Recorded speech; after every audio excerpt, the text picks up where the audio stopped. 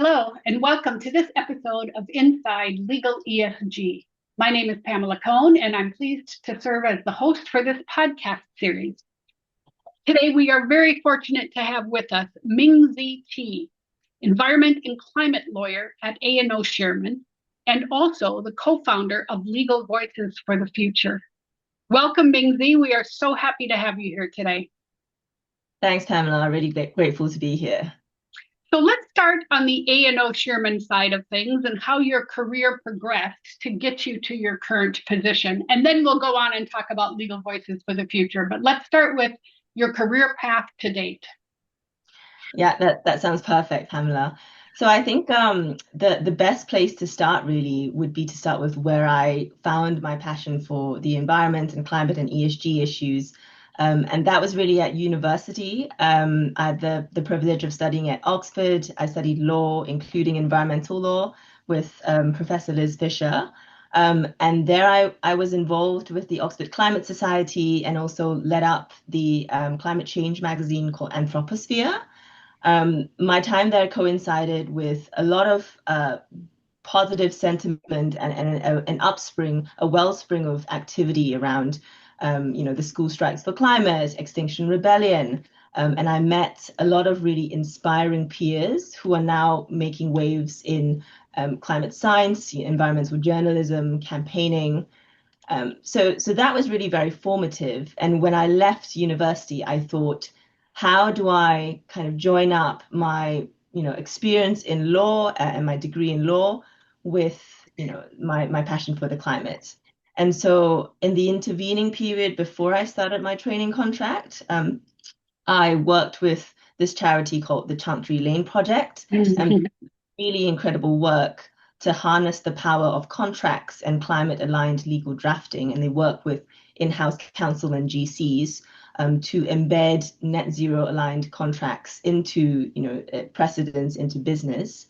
And then when I started my training contract at A&O Shearman, then was A&O, I made a conscious decision to sit in departments that had some kind of link to ESG work. So even when I was in leveraged finance, I had some exposure to sustainability linked loans. In project finance, I was working on offshore wind, low carbon projects. And then finally, I qualified into my current department, which is the Climate, Environment and Regulatory Law Group. What an incredible background. Now, that leads right into tell us a little bit about Legal Voices for the Future. What prompted you to start it? What is its mission? What is its purpose in life? Yeah, so we co-founded Legal Voices around about 2.5 years ago.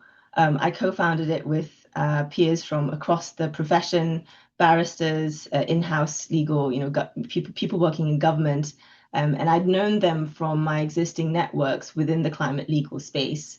The push to start this up was really a frustration with the lack of climate and biodiversity related education in our compulsory legal education. So it wasn't a compulsory module at law school. I had to take environmental law as an optional module. It wasn't a compulsory part of the SQE, then it was called the LPC. It wasn't a compulsory part of the BPTC. And yet this is the most pressing issue that young lawyers will face over the course of their careers, and this urgently needed to be addressed. On the flip side, I had so many peers and other young, lawyers, trainees, students around me who were really interested in this space, and yet somehow the opportunities weren't coming to them. Either they, all the speaking opportunities, conference invitations would go to, partners, more senior lawyers, and yet young people are such an important stakeholder in this entire movement. And so we founded Legal Voices for the Future really as a collaborative learning forum by and for early career lawyers to learn more about the climate and biodiversity crisis, and not just to learn more, but also to find a community within which they could voice their ideas, they could meet peers who shared their values, And really you build a community of solidarity. What Legal Voices does is that we run monthly knowledge sessions, which are essentially youth-led seminars every month, and they have a presentation component, a panel discussion, and then a creative component. And we also run community events to bring young lawyers together. So we ran our first excursion to Wakeling's agroforestry farm last month. We have a book club, we do various socials, and we really want to foster a community spirit. Well, I think I know the answer to this question. Was it difficult to recruit membership and engagement? Not at all. I didn't think so. No, we are, I mean, 2.5 years in, we are more than 700 members strong.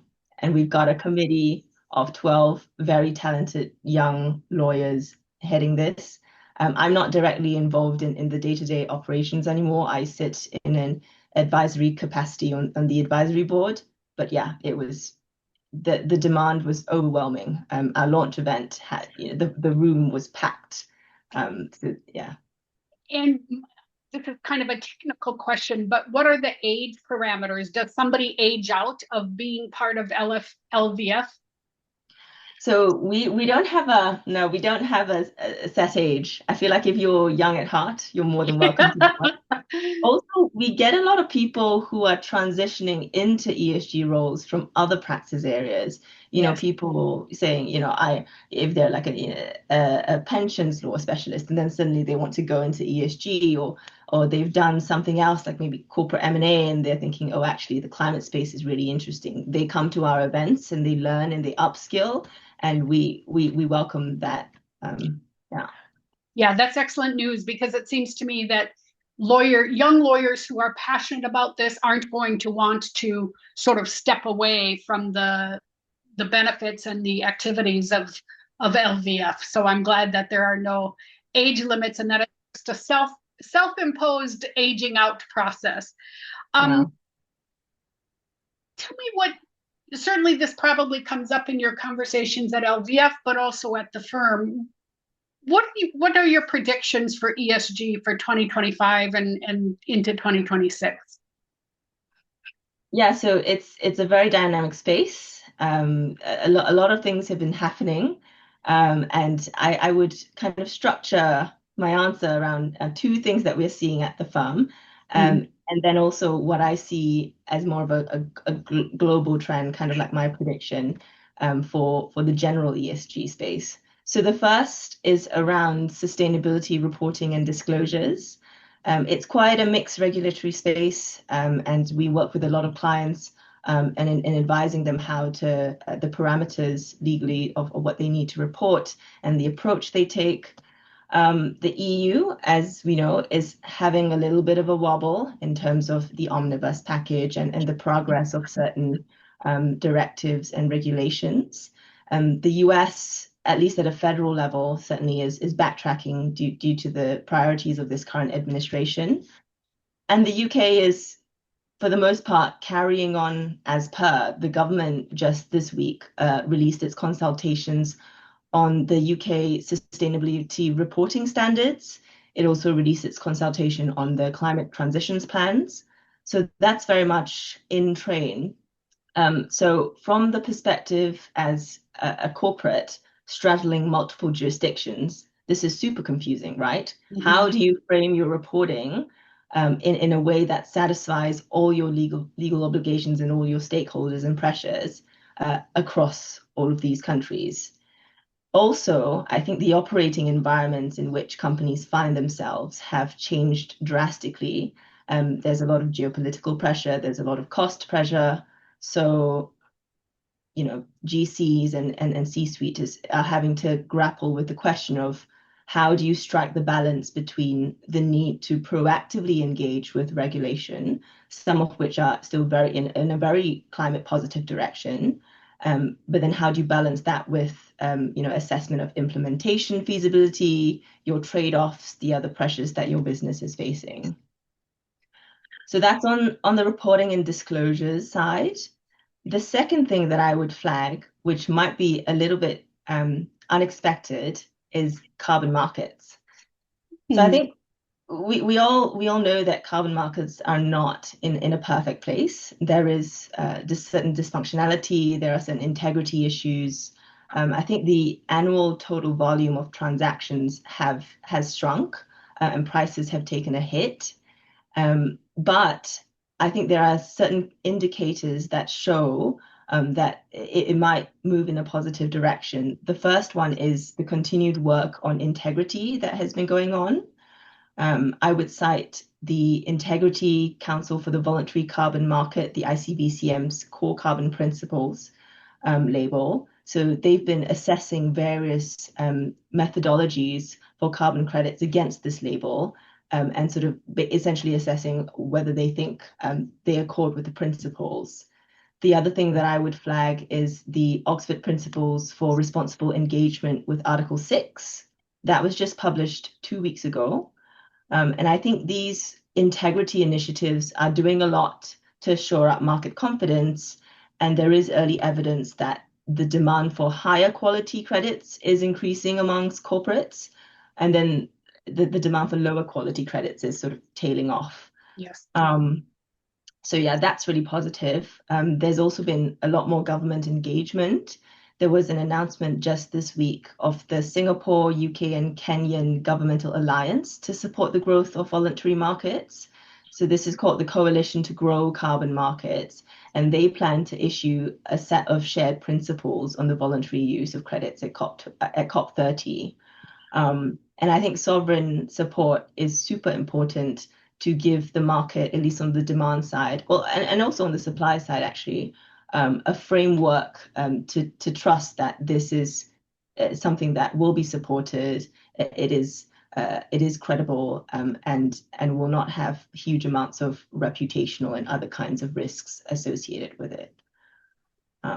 So that's on the carbon market side. As a whole, in 2025 and 2026, I think we'll continue to see diverging paths of climate action, probably coalitions of the willing and more state level local pushes and voluntary initiatives. Because look, fundamentally, the climate and biodiversity risk is not changing. It's only going to escalate. You're sat in Paris, it's going through a heat wave. I'm in London. We've just had a heat wave last week on past. And I think in the gap between our worsening physical reality and the willful blindness of certain actors to act in the right way, there will be a lot of productive rage channeled into innovation. So whether it's climate tech innovation, legal innovation, or community-based initiatives. So yeah, that's my prediction. I love the phrase that you just used, rage channeled into productive innovation. I love that, and I hope that's so true. One of the things I'm most excited about to share with our listeners is that you and the work you do with Legal Voices for the Future was nominated for the Legal ESG Professor Paul Watchman Young Lawyer of the Year Award. And in fact, you are a finalist. So next week, actually, it's about 10 days from now, we will all be meeting in London at Legal ESG London on July 8th and 9th. And part of that event conference will be the announcing of the recipients of the award. So first of all, congratulations on being a finalist. Thank you. It's such a treat to have a Professor Paul Watchman Young Lawyer of the Year award, because we have been working with his daughter, Carla Parsons, on defining what that award means and reviewing the nominations. And she will be the first one to tell you that it was a tough job to get to finalists, but we're so excited that you are one of the finalists. And Carla will be holding a session on the afternoon of July 8th with you and the other finalist, who is Christine Chambers from Mishcon Purpose, to talk about the role of the profession and young lawyers and the work that each of you is doing. So congratulations on that. Thank you so much. We look forward to hearing more from you. And those of you who are listening, if you haven't yet registered for Legal ESG London, there's still time to do so, and you'll be able to hear more from Ming Zee. Final question for you. Given all the challenges that you were talking about and the potential rage from those of us who face, um, what gives you hope? What keeps you going, and what brings you to work every day excited to keep up this fight? The first answer would most definitely be my community. Mm, We've ended London Climate Action Week this week, so it's been a terribly manic week of attending conferences and panel discussions and meeting up with colleagues for drinks. And I think the ESG community, the Legal Voices for the Future community as well, inclusive, are so inspiring. And honestly, I thought the tone of the discussions was so much more optimistic and hopeful than I had expected. People have so much passion and so much drive, and I think there is a real sense of solidarity and resilience in the space. And yeah, I can't wait to look to see what lots of people will be starting up and the ideas and innovation that will be sprouting from this week. So yeah, my community gives me a lot of hope. The second thing that gives me a lot of hope, I'm a big gardener. I love to grow mhm. things. I just got my first tomatoes and strawberries in my balcony garden a week ago. I also volunteer with my local city farm, and I think when the geopolitical environment is so uncertain and when so many of these regulations are being pushed back or delayed and all of these things are out of your control, it's really nice to just sit down and get your hands dirty in the soil and grow something. And the processes of nature will continue and the cycles will continue regardless of what is happening on the world stage. And that gives me a lot of hope. The simple process of gardening reminds us all of that. It's a wonderful, wonderful analogy. Thank you so much for your time with us today, and I look forward to seeing you in London in 10 days. Yeah, me too. Likewise. Thanks, Pamela. Bye bye.